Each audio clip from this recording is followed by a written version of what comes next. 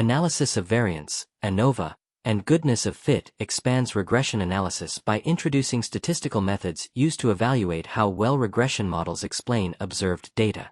In financial analysis, regression models are valuable only if they provide meaningful explanatory power and reliable predictions.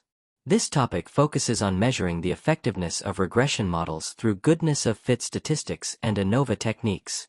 Analysts use these tools to determine whether relationships identified by regression analysis are statistically significant or simply the result of random variation.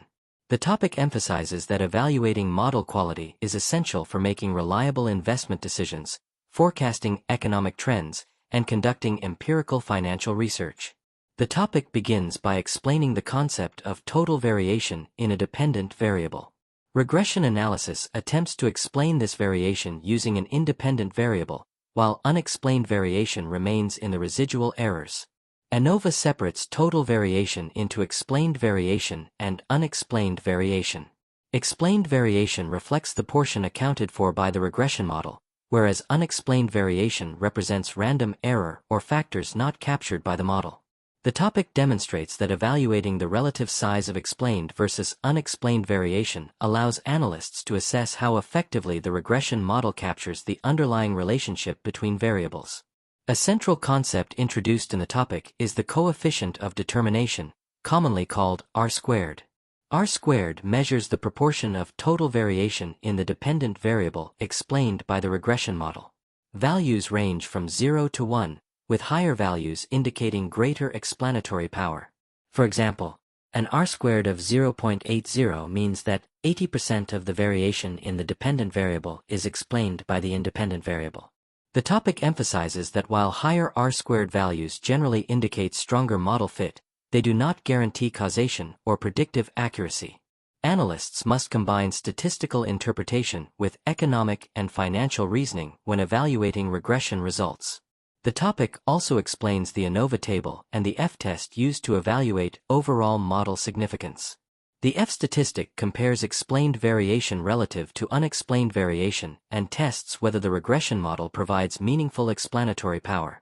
Under the null hypothesis, the independent variable has no relationship with the dependent variable. A sufficiently large F-statistic leads analysts to reject the null hypothesis and conclude that the regression model is statistically significant. In finance, F-tests are widely used to evaluate factor models, asset pricing relationships, and economic forecasting equations because they assess whether observed relationships are unlikely to have occurred by random chance alone.